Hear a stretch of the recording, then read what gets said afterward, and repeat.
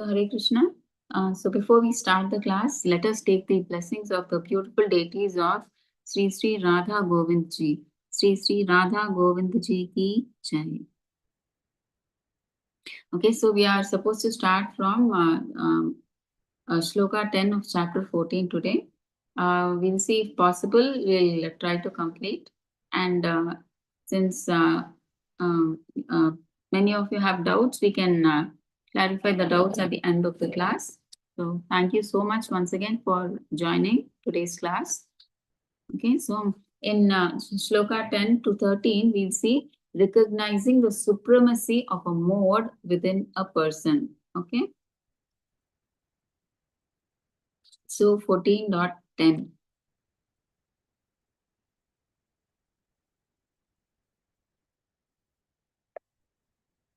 One second.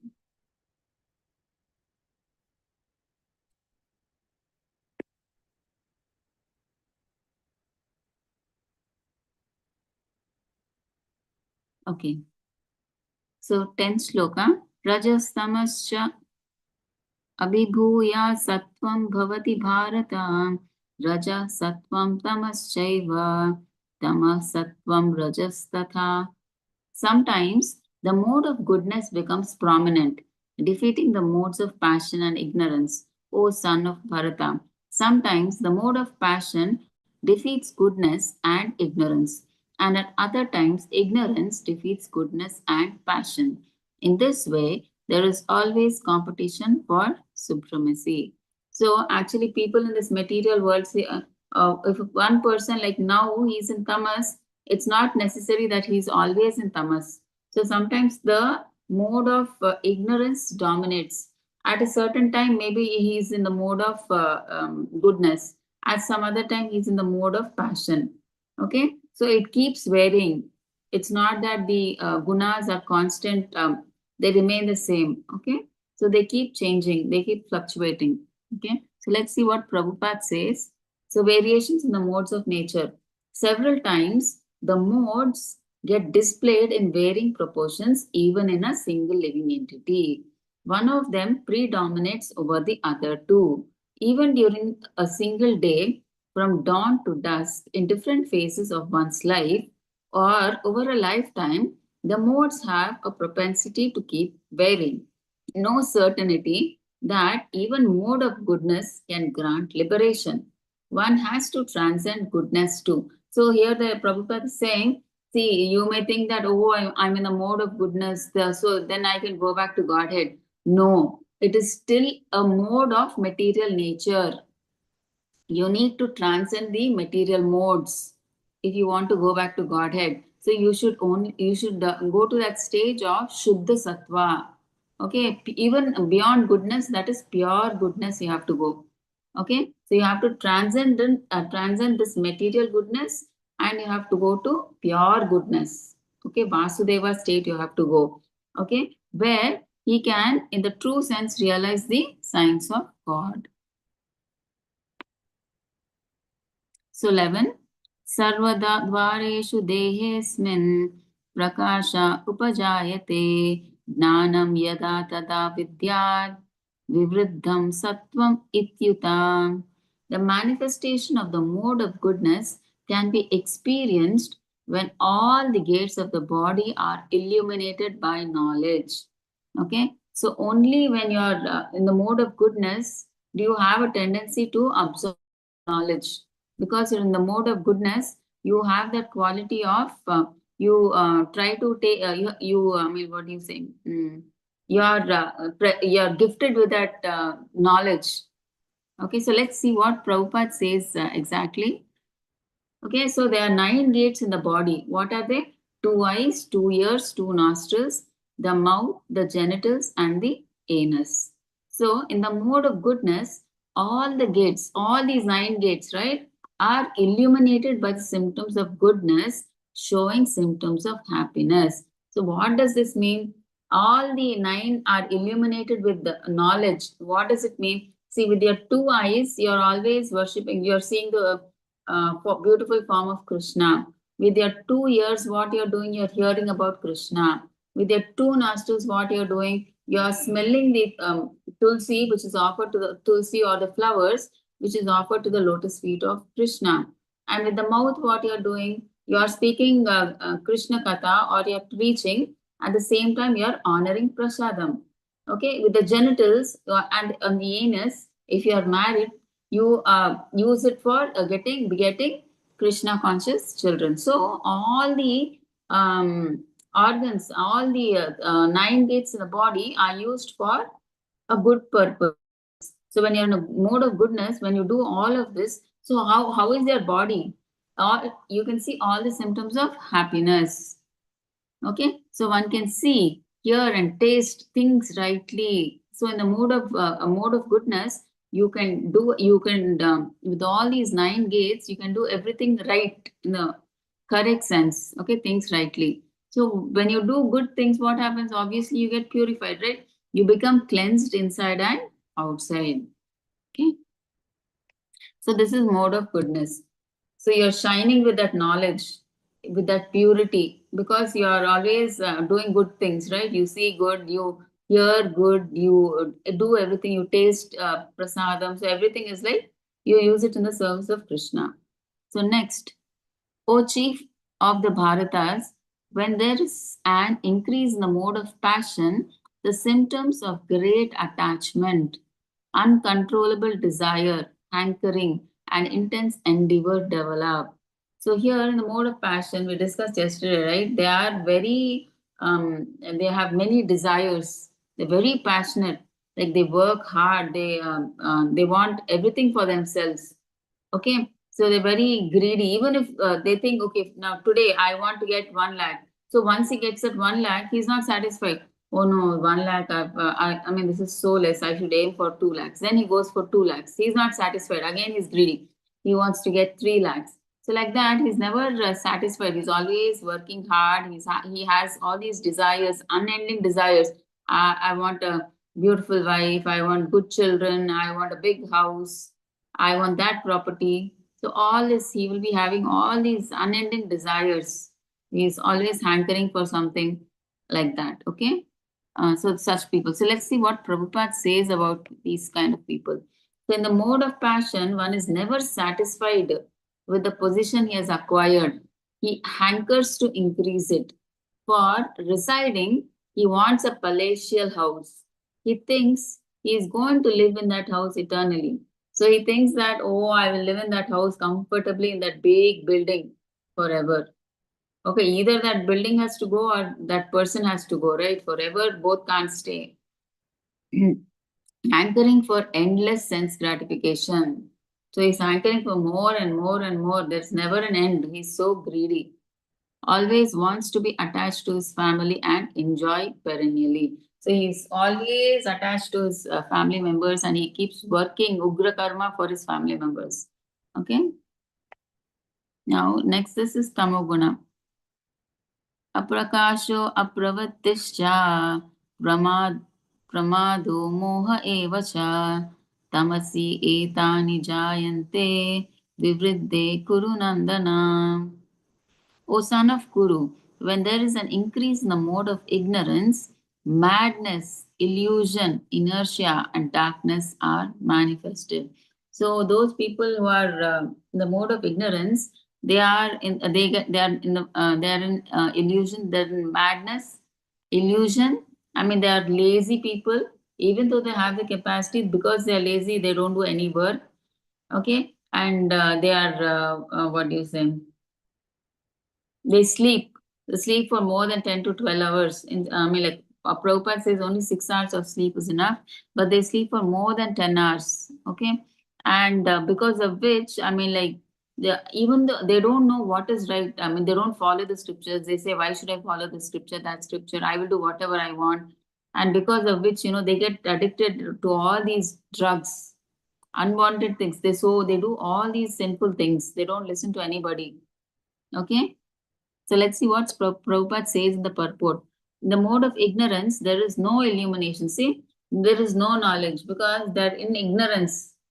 Okay, they don't like this is mode of ignorance is quite opposite to mode of ignorance. Mode of goodness. So in mode of goodness, they accept and follow the scriptures. Here, they don't follow the scriptures. They reject the scriptures. They want to do whatever comes to their mind. Okay, so there is no knowledge. Obviously, if you don't follow the scriptures, you have no knowledge, right?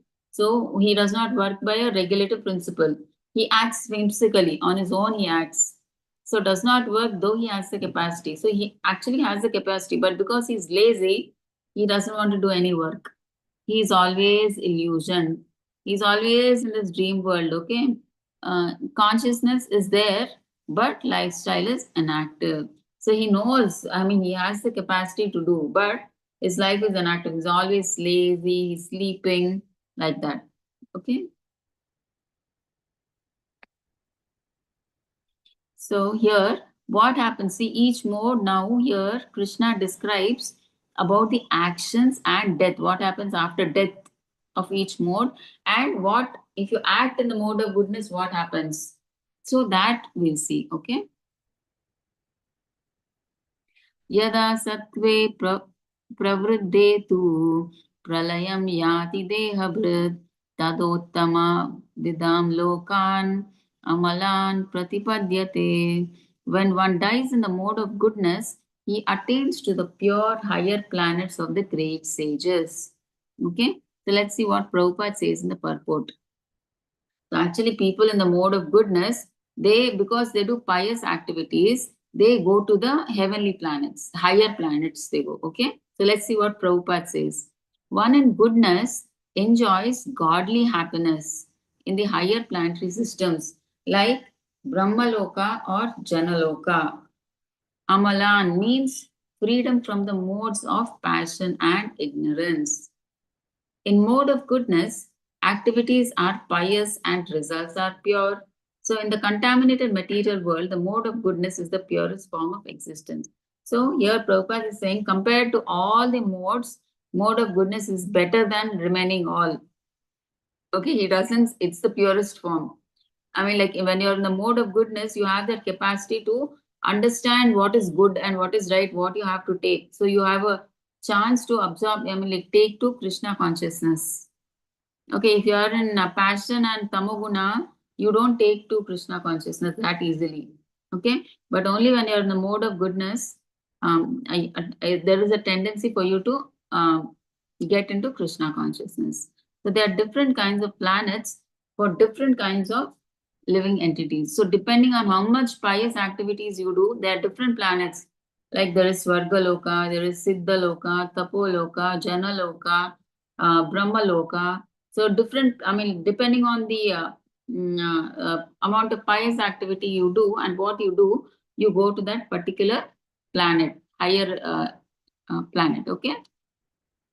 Those who die in the mode of goodness are elevated to the planets where great sages and great devotees live, happy and free from illusion. So illusion means they are free from this material world, and after the death, they go to the heavenly planets. Okay. Now let's see about passion. What do they say? Rajasi pralayam gatva karma sangishu jayate tata pralinas tamasi moda yonishu jayate. So now they are telling about both passion and ignorant. Okay. So when one dies in the mode of passion, he takes birth among those engaged in fruitive activities. And when one dies in the mode of ignorance, he takes birth in the animal kingdom. So what is Krishna saying? If one dies in the mode of passion, he takes birth among those in the fruitive activities. That means who does fruitive activities? Only man, right? So he again comes back to this earthly planet because he had so many desires, right? So he takes birth in a family where where he can fulfill his desires. Okay, that is, he comes back to the earthly planet because he has those desires. He has to fulfill these desires. So he again comes back to the earthly planet only. Okay. And when one dies in the mode of ignorance, because he does all sinful activities only, because he does not follow the scriptures, he's into drugs and he does all these sinful activities. So he is degraded. He becomes, he takes birth in the animal kingdom. Okay, let's see what Prabhupada says. Even after reaching the platform of human life, a soul certainly can go down. That's what they're talking about, tamoguna. It's not necessary. Many people think that once you get a human form, you can't get degraded. You can get degraded. We've actually seen Bharat Maharaj, right? He was such an elevated devotee. Even then, because he was when he was dying, he had the consciousness of this deer, and in the next janma, he became a deer. Right. So, like that, here also in the people in the mode of tamoguna, in the mode of ignorance, like it's not necessary now they are human, they can do whatever they want. Again, next janma they'll get human life, not like that. So, they can get degraded and they can get an animal life. Okay, they can go down again. So, when one dies in the mode of passion, he takes birth among those engaged in fruitive activities. That is because he has desires, right? So he comes back to this earthly planet in a family where he can, in a human life on the earthly planet, where he can fulfill his desires. So persons in the mode of ignorance after death are degraded to animal form of life. So he comes to an animal form and then he has to undergo all those, like suppose for instance, he becomes a dog. From dog, he has to become all that, in that process, he has to follow and complete all the animal life. And then he comes again to the, finally to the human form of life. Okay. So they have to see, they have to again elevate themselves by an evolutionary process. So they have to undergo that process. They have to become whatever process like reptiles, plants, animals. They have to undergo that process and then finally again they'll come to the human life. So one should take to the mode of goodness and transcend that too in good association. So we should try to be in the mode of goodness, and in good association we should even try to come above that mode of goodness. We should try to come to Shuddha Sattva, pure goodness. So the aim of human life is to get liberated. So now here, Krishna is telling what will happen if you act in the mode of goodness, mode of passion, and mode of ignorance. Okay. Karmanaha sukrutasyahu satvikam nirmalam phalam rajastu phalam dukkam agnanam tamasah phalam. So he's telling the results of each mode. So by acting in the mode of goodness, one becomes purified. Works done in the mode of passion result in distress, and actions performed in the mode of ignorance result in foolishness. Okay, so you can see in the example above, right? The first picture, people who are in the mode of goodness, they do nice donation to a temple. They give donation for temple construction and all that. So they are in the mode of goodness, they get purified by doing such acts. So works done in the mode of passion result in distress. So these people in the mode of passion, they build big, you can see in the picture, right? Second picture, they build what do you call, what are these called? Big buildings. What are these called? Sky something. What? 1 second. Yeah, skyscrapers, right? So these big buildings are called skyscrapers, right? So they build these skyscrapers, which are like so. What do you say? They bring about a lot of misery. You know, to build these skyscrapers, you need a lot of money. Okay, and you need so much labor is needed, so much maintenance is needed to do all those, build all those.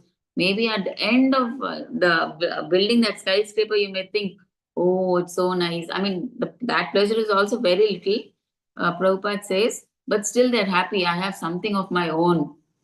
They feel happy like that. Okay, and in the mode of ignorance, actions performed in the mode of ignorance result in foolishness. Like you see in the last picture, right? That is literally foolish, right? But this is really, it's true, it seems. I don't know. Somebody built a house like this where the steps are leading to the wall. What is the use of such a staircase? Right? So, like that. So, result is foolishness. And activities in the mode of passion are miserable. So, we saw, right, why they are miserable? Because it involves a lot of money to build that skyscraper, and a lot of labor, a lot of pain. As so many laborers have to strive hard, work hard to build such a big skyscraper. Okay, so activities, it's all misery. So activities done for material happiness are bound to be defeated. Analogy. So see, so many human lives are put to misery in the construction of a skyscraper or house. From the finance provider to the, see, from the finance provider who has to provide the amount, right, the money to build that skyscraper, to give to the laborers and everything, from the finance provider to the on-site on the site workers, there is misery. The so-called happiness on completion of the project, once you finish that skyscraper, that is not real happiness. See, the so-called happiness on completion of the project is not real happiness. The performer is subjected to the cycle of repeated births because he's attached to all these material things. So obviously, what can we expect? He's doing all this for his sense gratification, right? So obviously he gets attached to this material world, because of which he's forced to take birth again here in this material world. He does all this for his family members, right? Because of attachment to them. Okay. So activities done in the mode of ignorance make one miserable in the present and post-death too.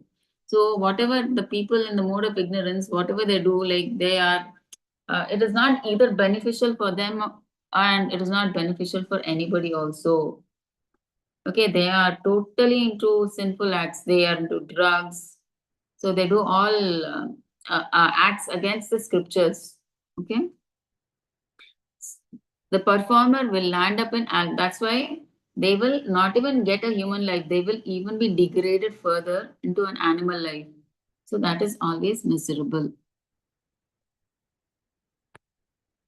Animals do not understand this under the spell of illusory energy Maya. See, enemy, and that is why they are called animals. They cannot understand Maya, Krishna, even if we tell they can't understand.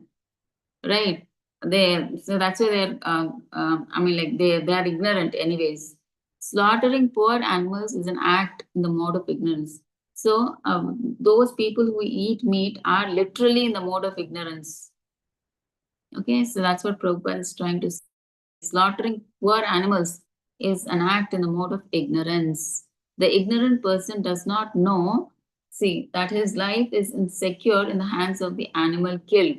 The same animal in the future will get a body suitable to kill him. That is the law of nature. Okay, so the how many ever animals you kill, because you killed and you ate that animal, you did not let it live its entire span. Suppose that animal which was supposed to live for 20 years and you killed it when it is 10 years, so that 10 years it was not able to live, right? So again it has to take birth to complete those 10 years. Okay, so that is the reason. Okay, the same animal in the future. So now that animal will get a body, so that you, because you have killed many animals, right? Those animals, when they get a body, they will get a chance to kill you. Then you become the animal. Okay, so in human society also, if one kills a man, he has to be hanged. That is the law of the state, of the government. Okay, the ignorant cannot perceive that their entire existence is controlled. Okay, so in human sense, actually many people, when they see that people are hanged, they feel so bad. Oh, why are they hanging? At least they can give him some punishment, right? They will sympathize like that. But the thing is, if he's hanged, like punishment should be on the same level of the crime. So if he kills one person, if he is killed, that sin will be nullified here itself. Or else, if it is carried forward, again it has to be, the sin will come with interest in the next birth.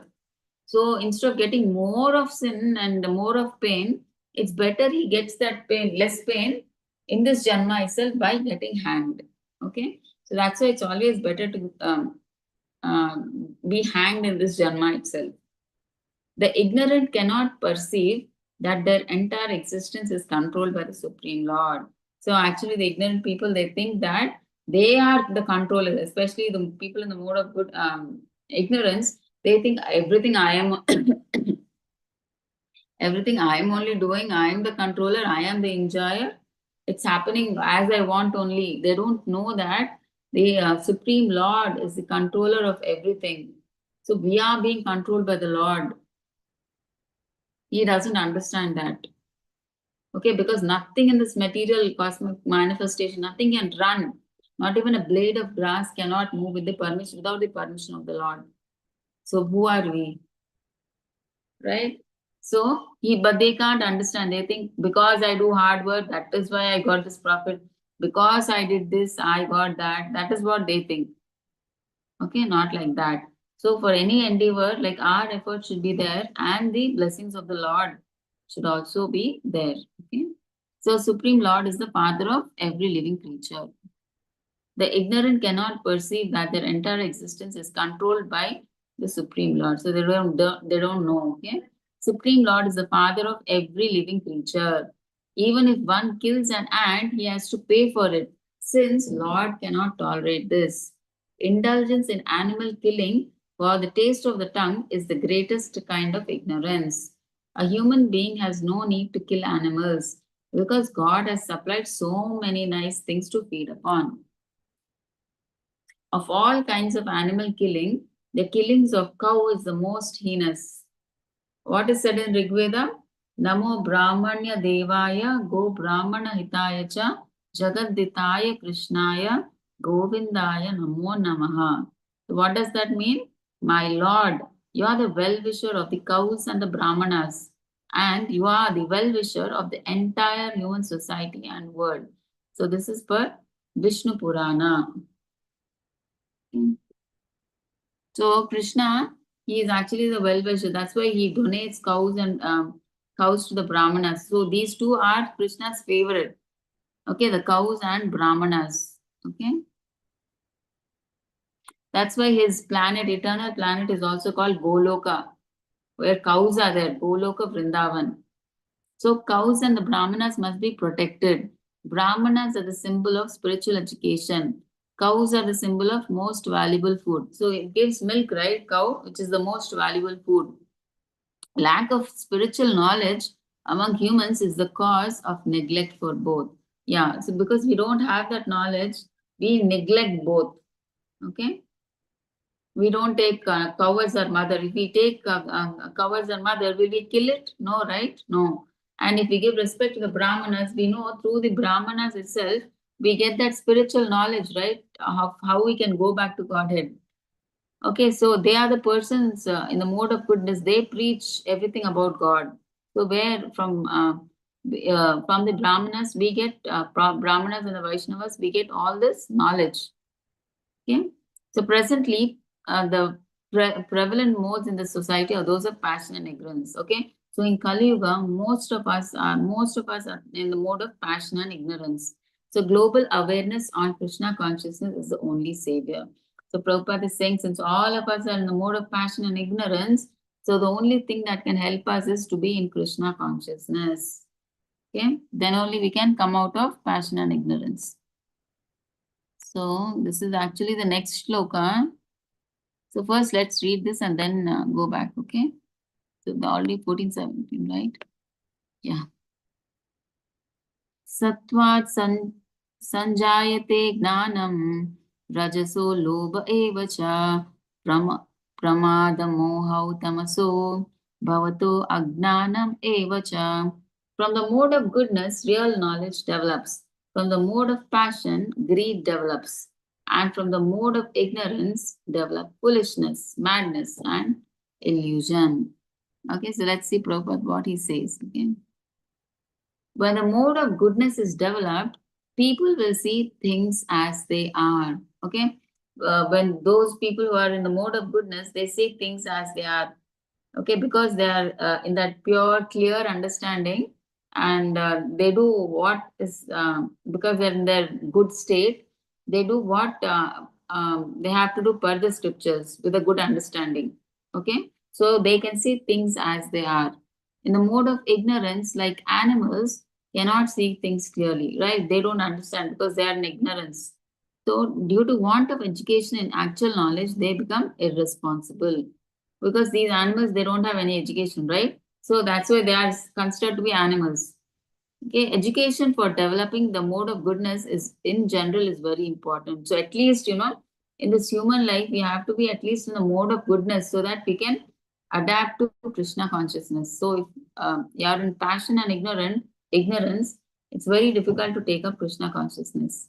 So such education will make people sober, knowledgeable of things as they are making them happy and prosperous. Okay, so at least they should come to the mode of goodness which will make them happy and prosperous.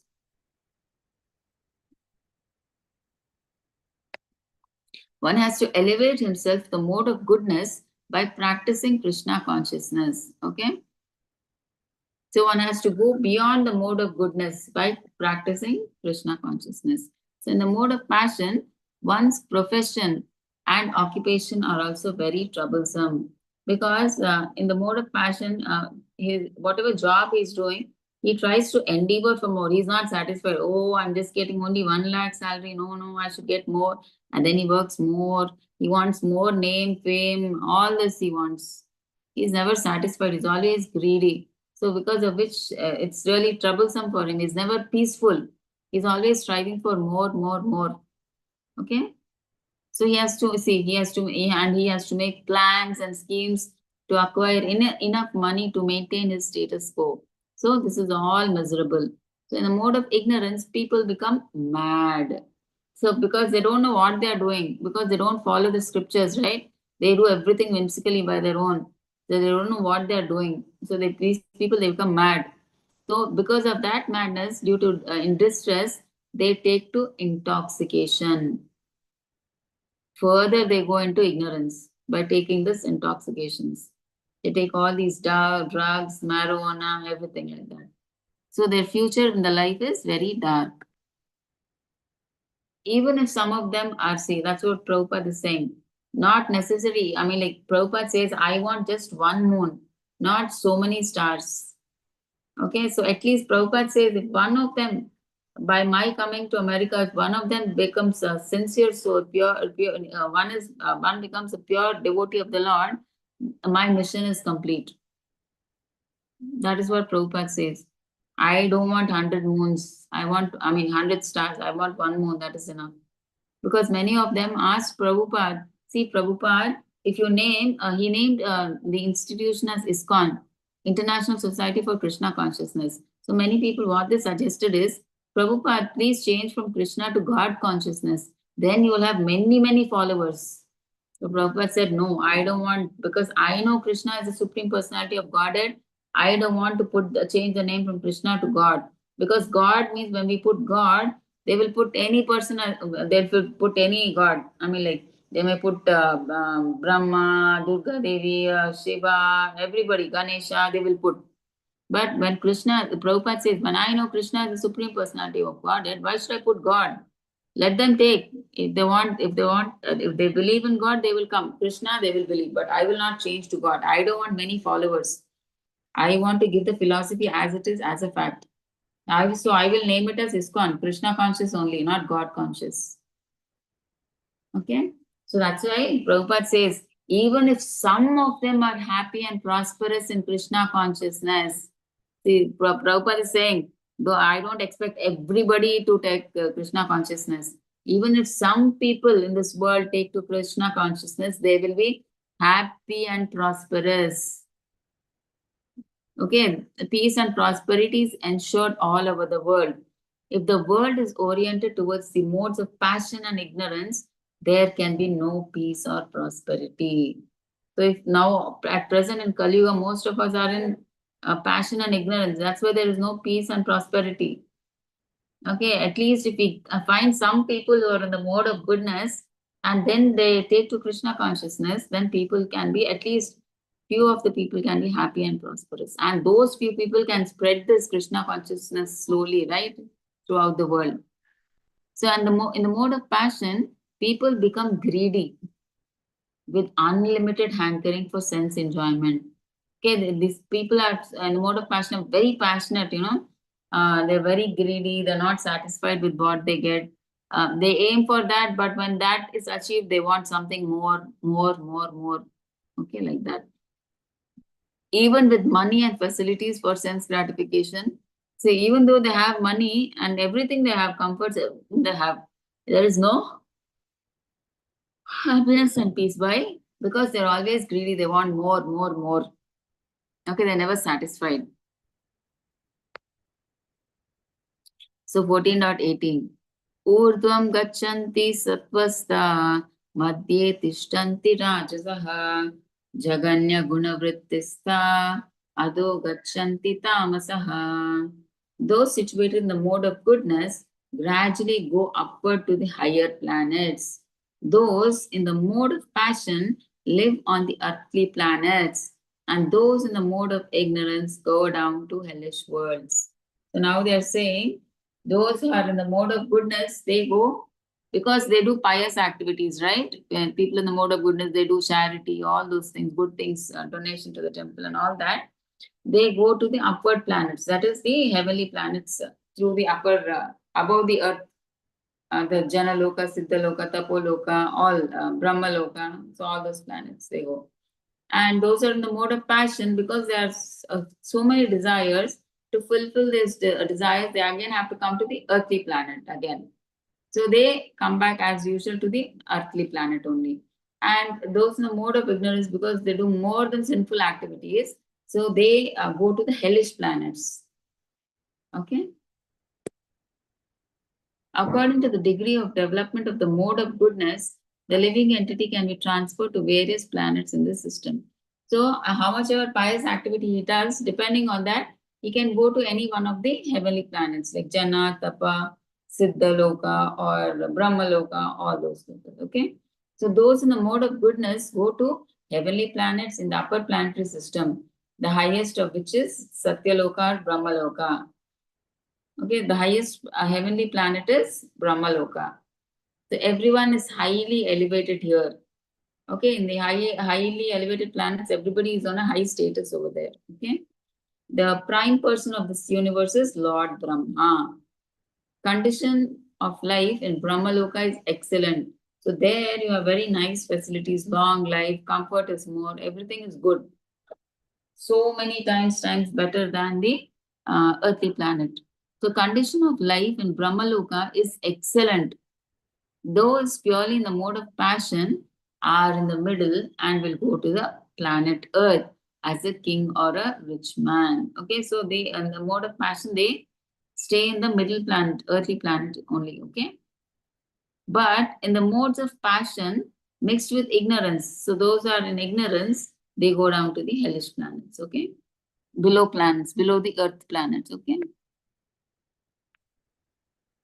One on this earth, in the mode of passion or ignorance, cannot forcibly approach the higher planets by machine. See, now what are they doing? People on earth, they are taking these rockets and they're saying, I'm going to Mars, I'm going to Moon. So you can't forcibly, Prabhupada is saying, because you're in the mode of passion or ignorance, you have no right to go to the heavenly planets. Only if you're in the mode of goodness, after you leave this body, can you directly go to the heavenly planets. That is the process. Not when you're in this earthly body, you are in the mode of passion and ignorance. There is no chance for you to go over there. You can't forcibly go into some other planet because you need that purity. You need to be in that mode of goodness to go to that planet, heavenly planet. If you're in passion or ignorance, you can't go. So that is not the correct process. Okay. That is what Prabhupada is saying. In the mode of passion, there is also the chance of becoming mad in the next life. Okay, because of all these stupid things they do, right? The over endeavoring, they're never satisfied, and earning, one fine day they become mad.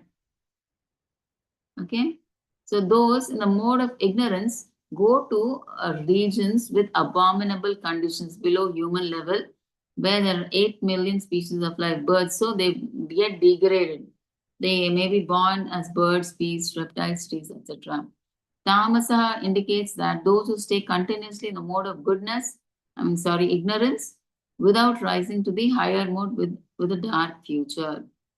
Okay, so these people are in ignorance always, they don't come to the higher modes like at least passion or um, Sattva Guna. So that's why they have a dark future.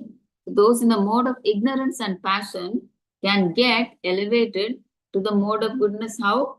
Through Krishna consciousness. But somehow, if these people who are in the mode of ignorance and passion, they come in chance connection with a pure devotee, so they take to Krishna consciousness, then they can be promoted to the mode of goodness. Okay.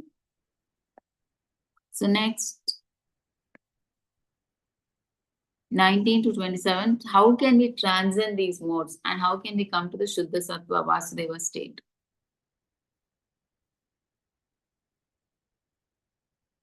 Okay, first we'll see Shloka 19. Earlier I missed one thing, right? I think, yeah, this one. I said, right, after discussing this, I will discuss. It's the same thing that is written. Here, what is written here only, okay? So what are the results of actions in the mode of passion, goodness, ignorance? So from passion, you get greed develops, okay? You are always greedy, your unsatisfying desires you have. And goodness, what? From goodness, real knowledge develops, okay? And then from ignorance develop illusion, madness, and foolishness, okay? Same thing.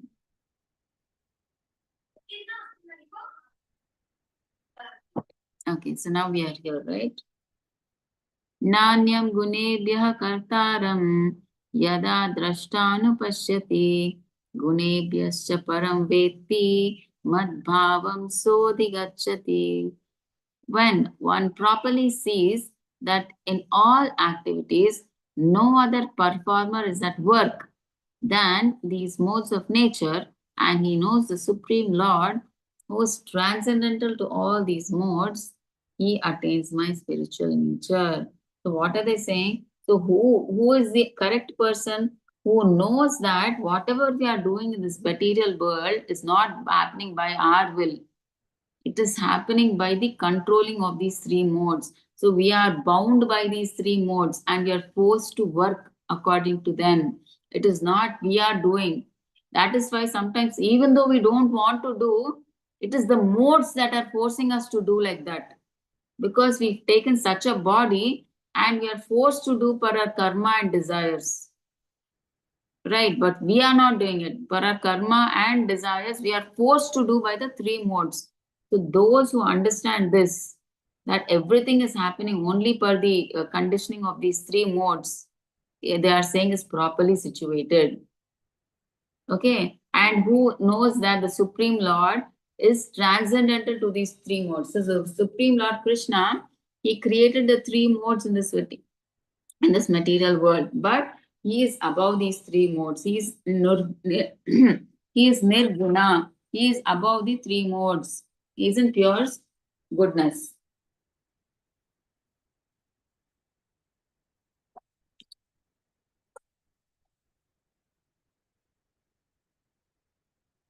Now let's see what Prabhupada says.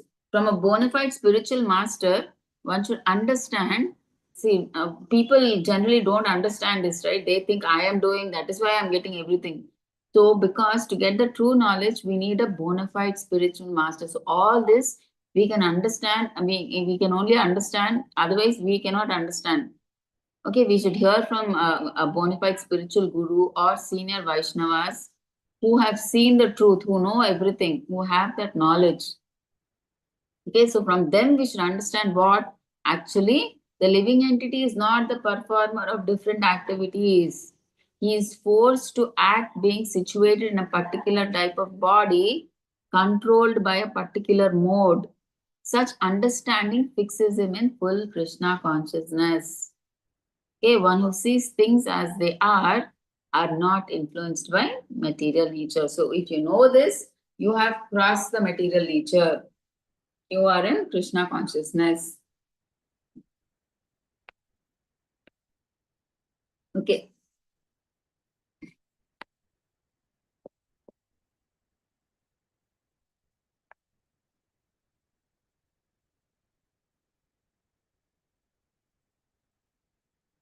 Yeah. So this one, right? We finished this. We finished this. Yeah. So this is the chart. See, the three modes of material nature, platform of real knowledge. So what is the platform of real knowledge? The three modes perform all material activities. So it is not we that we are doing. The Supreme Lord is transcendental to these modes and he controls all these modes. So how can one transcend these modes? Only by coming in touch with the spiritual master. You can uh, practice by practicing Krishna consciousness. You can transcend the modes. You can come from the mode of goodness to pure goodness. And who is real spiritual master? Real spiritual master is Krishna. Okay. So 14.20. Gunan etan atityatrin dehi deha samudbhavan janma mrityu jara dukher vimokto amritam ashnute. When the embodied being is able to transcend these three modes, he can become free from birth, death, old age, and their distress and can enjoy the nectar even in this life. Okay, so when he becomes free from these three modes of material nature and he comes to Shuddha Sattva stage, then that means Shuddha Sattva means he's no longer material. So he's crossed this, he's free from the birth, death, old age, and disease. So all his pains and miseries have gone. And now he's going to go back, he's liberated. So he can enjoy nectar even in this life. It does not mean that after he dies, then only when he goes to Goloka Vrindavan, he is liberated. No, even in this material world, he is a liberated soul because he has crossed all these three. He is above the three modes. Because by practicing Krishna consciousness, he's come to the Shuddha Sattva stage. Okay, so though he's in the material world, he's already liberated. Okay, not that only if you die and go to Goloka, then you are liberated. Not like that. So being in this world, they are liberated. You can see, right, all are Prabhupada, Guru Maharaj, the disciples of Prabhupada, all are like liberated souls, but they are still staying here. Why? To enlighten people like us who are very ignorant. Okay, we don't know anything. We are so foolish. So to enlighten people like us, they stay, they give up, they give all the, I mean, like they, what do you say? They give all their energy to um, convert us as devotees of Krishna so that we can all go back to Krishna. Okay. So one can stay in the transcendental position even in this body, in full Krishna consciousness, advancing in spiritual knowledge. After leaving the body, anyway, obviously, he'll certainly go to the spiritual sky. Okay. Through devotional service in Krishna consciousness, one can get liberated from material entanglement. Okay, so that's what they're saying finally. The only way that you can get liberated from this material world is by practicing devotional service or Krishna consciousness. Okay, that's the only way we can get freed from this material entanglement. Arjuna Uvacha Kairlinge Strin Gunan Etan Atito Bhavati Prabho Kim Acharah Katam Chaitam Strin Gunan Ativartate. So Arjuna asked, inquired, O my dear Lord, by which symptoms is one known who is transcendental to these three modes? What is his behavior? And how does he transcend the modes of nature? So Arjuna is asking, how is this person who has um, transcended these three modes? How does he look? Okay, what is his behavior? What is his nature? He's asking. So let's see. So Arjuna's questions. See, what are the symptoms of one who has transcended the modes? What is his behavior? How does he transcend the modes? So these are the normal common qualities. I don't even have to discuss actually. You will understand if I read them itself. The Blessed Lord said, he who does not hate illumination, attachment and delusion when they are present, nor longs for them when they disappear. Who I will just explain the first point because it's a bit contradictory. So I'll explain that. Who is seated like one concerned, being situated beyond his material reactions. So he's above the three modes of nature, and who remains firm, knowing that the modes alone are active. Okay, so even he is not perturbed, disturbed, like he knows that whatever he's doing is per the modes, and he doesn't get angry or he's not happy like that. Okay, because he knows he's a soul, he's a silent witness to all the planes and pleasures. Okay, so whatever per the modes he gets, he's like stable. He does not get very excited or very sad, something like that. Okay, who regards alike pleasure and pain, and looks on a clod. Clod means it's a lump of clay. Okay, he looks upon a lump of clay, a stone, and a piece of gold with an equal eye. So we can't do that, right? We take gold piece as very valuable, and stone and a piece of clay, we just throw it like that. Okay, but for that person who is like above the three modes, for even gold is equal to stone or a clay. Okay. So who is wise and holds praise and blame. So they are, that in the material world there are dualities. For them, it is not. I mean, they're not bothered. Whatever be the reason, honor or dishonor, praise. I mean, happiness, sadness. They are like steady. There is no expression. Okay, they treat both the same.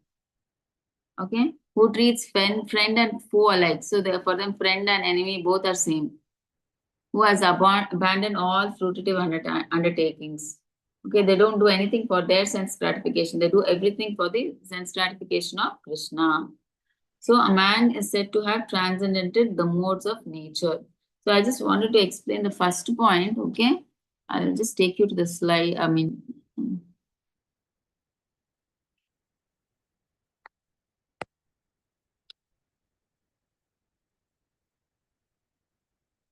yeah, here.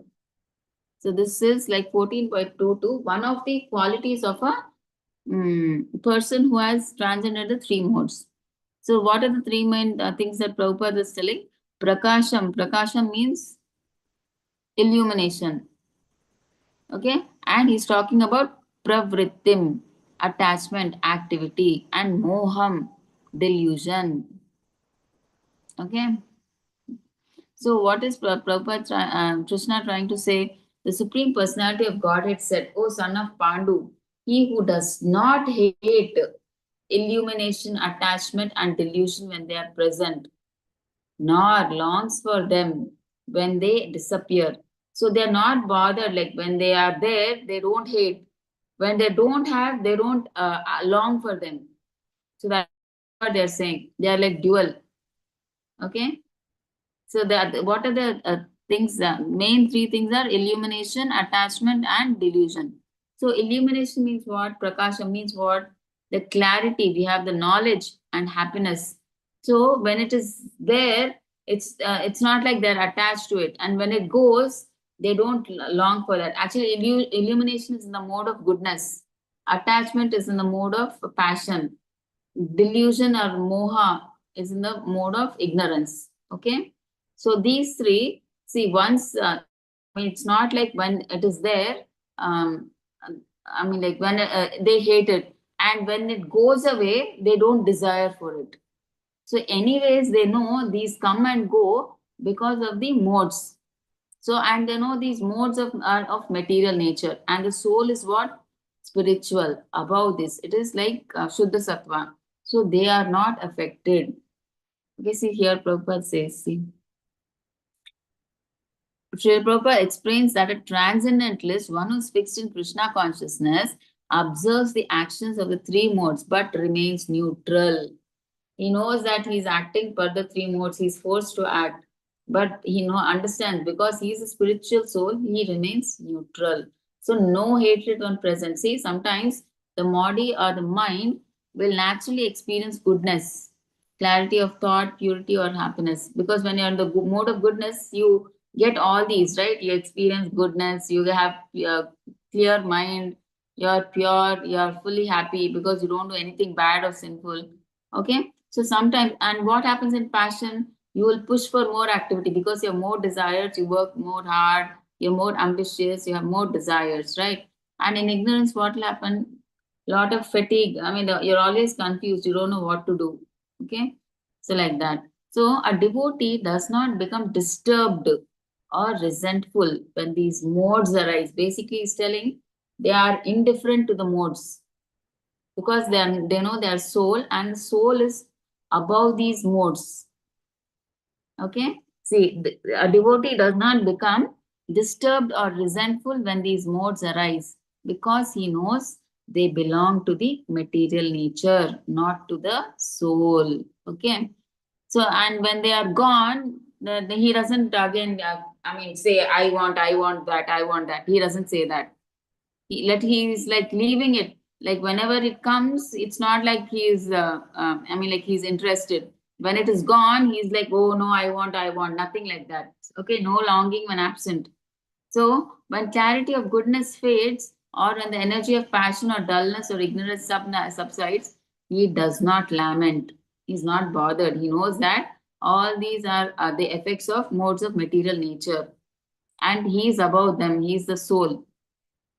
Okay, so he does not crave for the happiness of goodness, the excitement of passion, or the numbness of ignorance. So, such a person understands, I am not the body or mind, I am the eternal servant of Krishna. The modes act on the body and mind, right? The material modes actually have only effect on our body and mind, not on the soul, right? But I am the soul. He understands that. Okay, by steady devotional service, he remains fixed in spiritual consciousness, which is above these three gunas. Okay, so that's what Prabhupada says. See, the devotee, he comes to the stage of transcendent in the modes because of practicing devotional service. It does not just come like that. Just because he's practicing devotional service, he comes to that stage. Okay, it comes from positive engagement in Krishna's service. It does not just like that come. Prabhupada is saying here. Okay.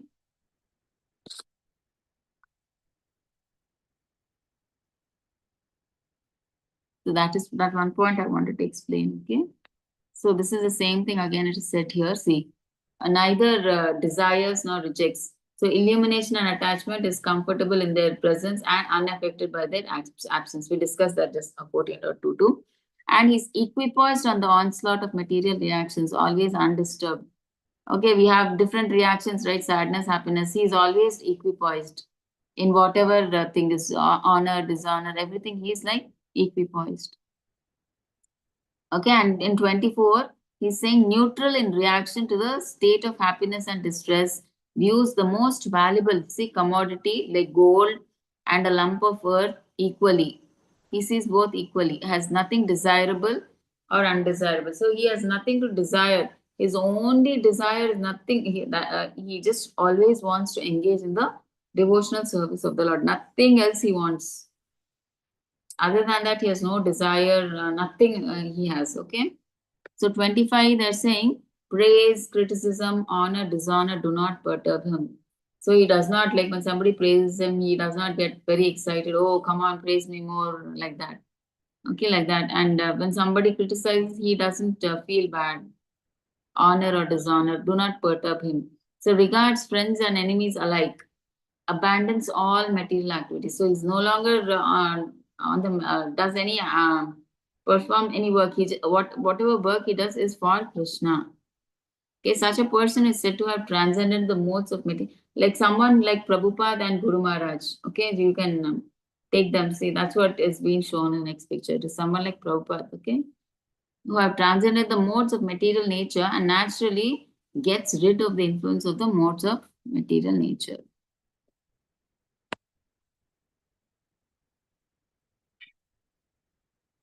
So let's first see the shloka and then we'll go up to the chart. Manchayo avyabhicharena bhakti yogena sevate sagunan samatityetan brahma bhuyaya kalpate. One who engages in full devotional service, who does not fall down in any circumstance, at once transcends the modes of material nature and thus comes to the level of Brahman. Okay, so what is Krishna saying? So one who engages in devotional service, he doesn't, who does not fall down in any circumstance. Okay, so okay,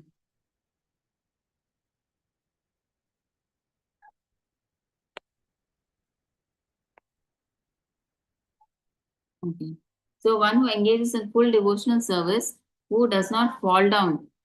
Okay, so he does not fall down, and such a person, he transcends the modes. So he, because he's doing devotional service to the Lord, there is no chance of him falling down, and he at once transcends the modes of material nature, and thus comes to the level of Brahman. So he goes back to Godhead. Okay. So how do you get detached? To detach from material activities, one should do what?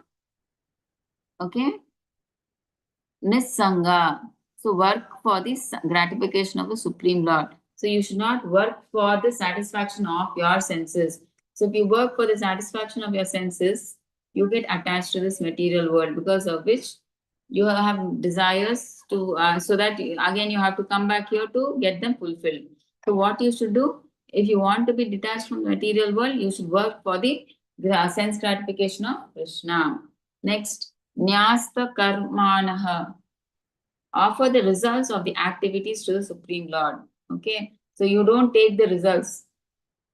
Okay. You give whatever you do, you perform your action, you give the results, leave the results to Krishna.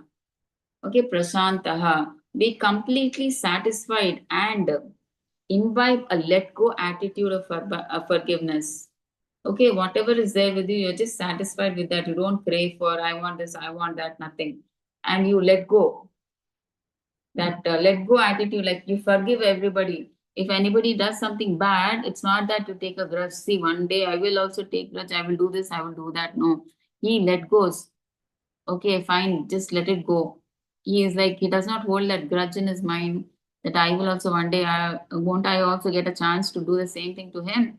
It's like he is like, okay, fine, okay, it's okay. He forgives and he forgets.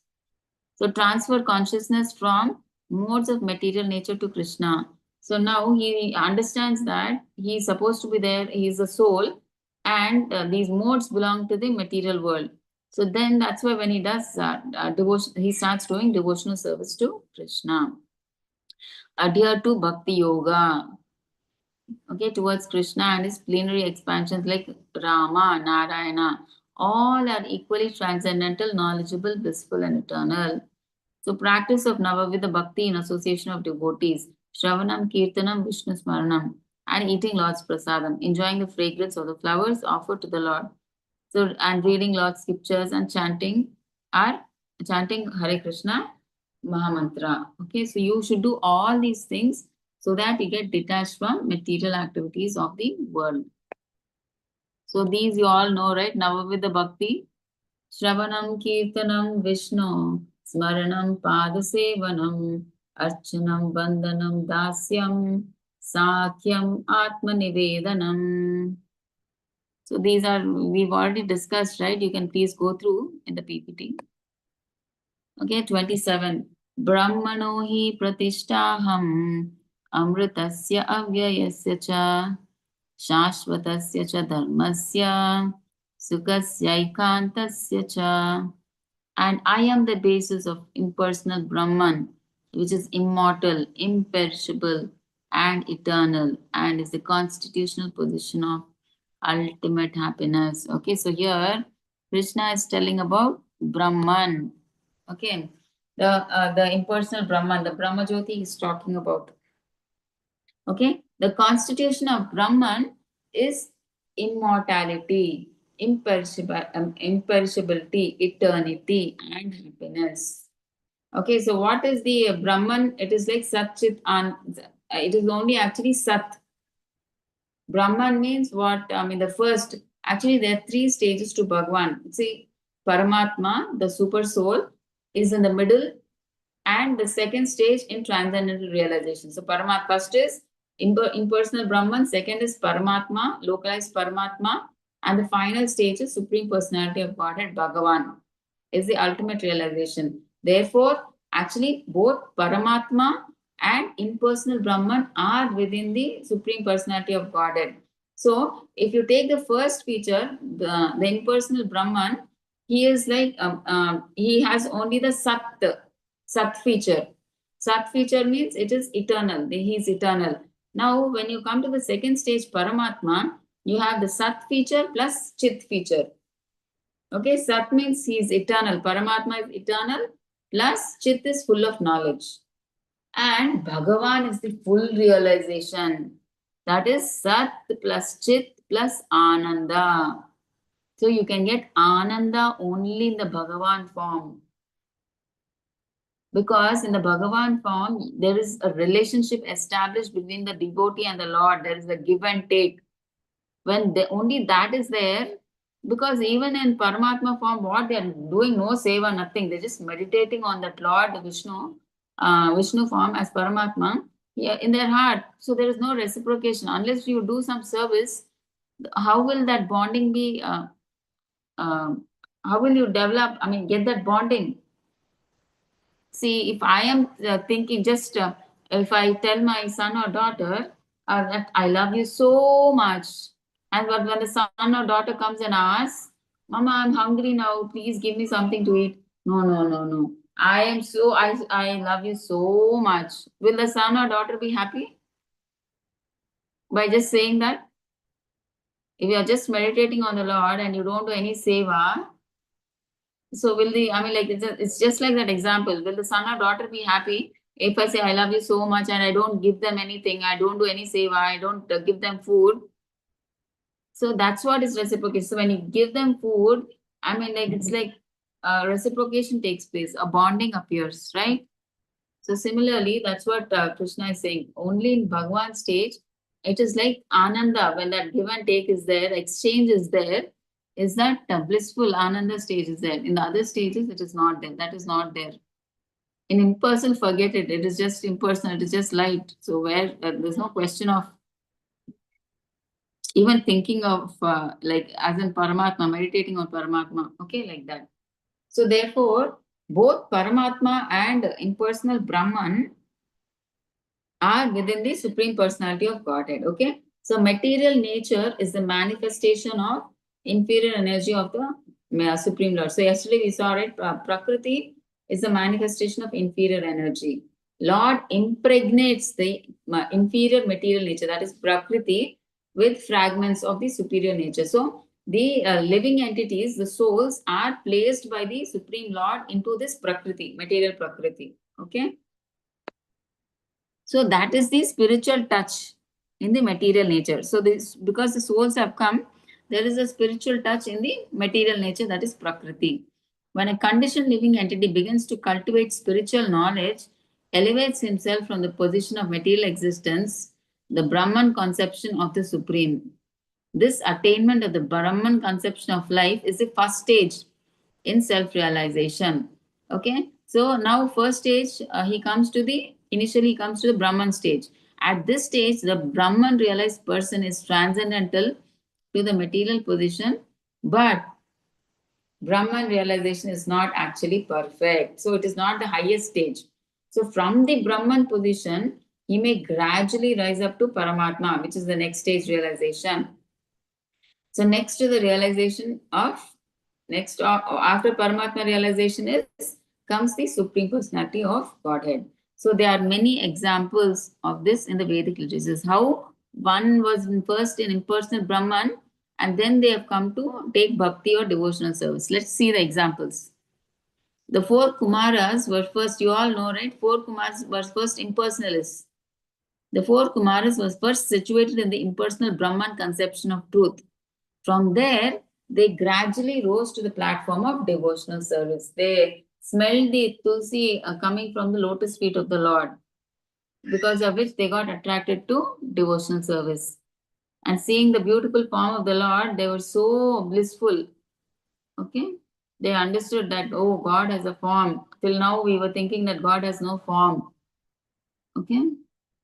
If unable to elevate beyond the impersonal conception of Brahman, see, one may fall down. See, if one does not elevate himself from Brahman to finally to Bhagavan, he will fall down, because there is every chance that he will fall down.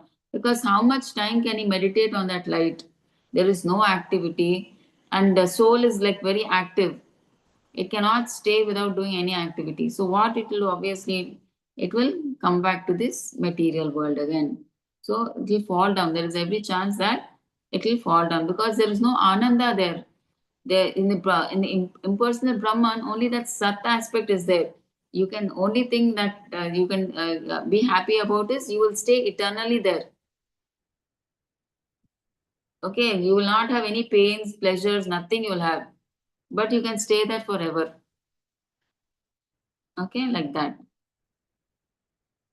In the Vedic language, it is said, Raso Vaisaha Rasam hi evayam labdvanandi bhavati. So, one understands the personality of Godhead, the reservoir of pleasure, Krishna, he actually becomes transcendently blissful. See, those who understand that God is personal and he's the reserve. Krishna means what? He's all attractive, is the reservoir of pleasure.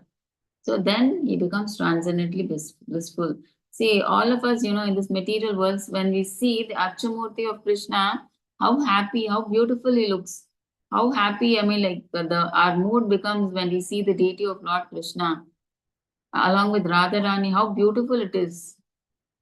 Right? Our whole mood, I mean, we become so happy seeing the deities itself.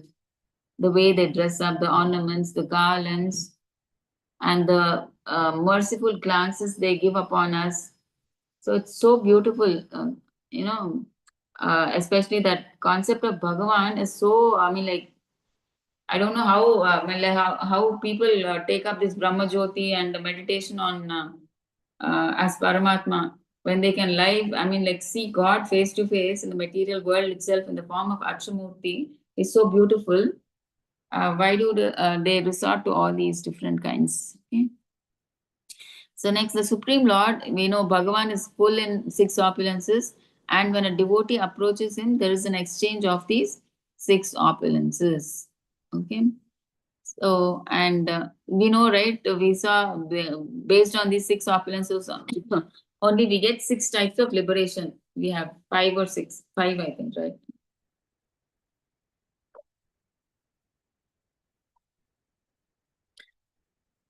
We saw right yesterday, Sarupya, Salokya, Samipya, all those.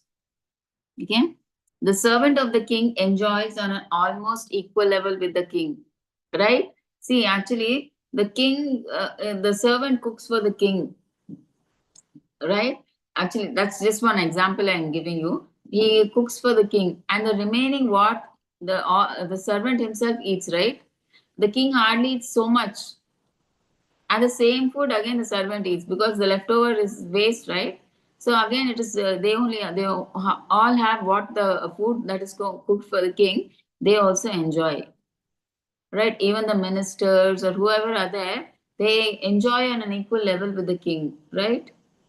So eternal happiness and eternal life accompany devotional service. So when we go to Goloka Vrindavan, we also enjoy along with Krishna the same happiness.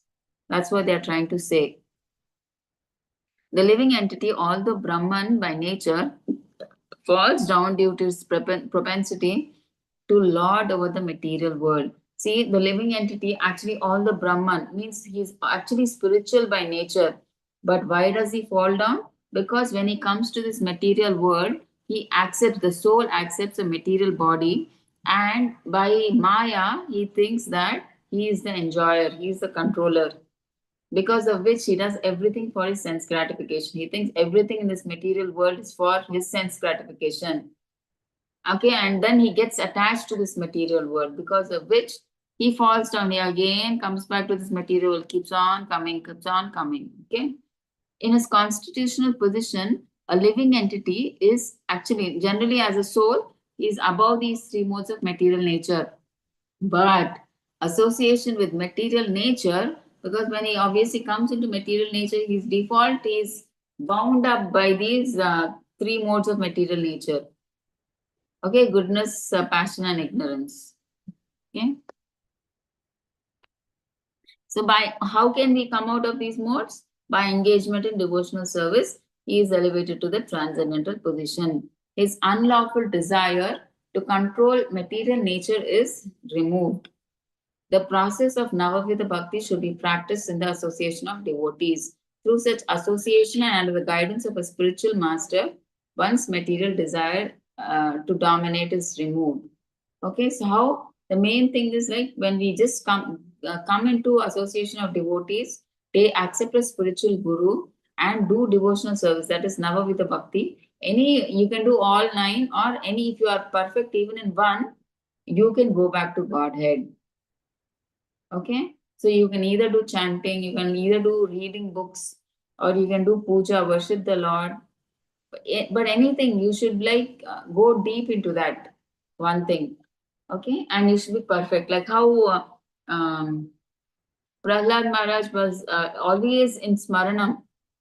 He always remembered the Lord. Like how Parikshit Maharaj, he was so good at hearing that he forgot food, sleep, drinking water, everything, taking rest, everything he forgot. Like that, we should go to that depth. Okay. So becomes firmly situated in the Lord's transcendental loving service. Okay.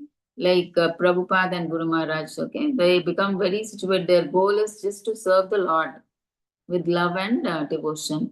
Devotional service to the Lord is very simple. One should always engage in the service of the Lord.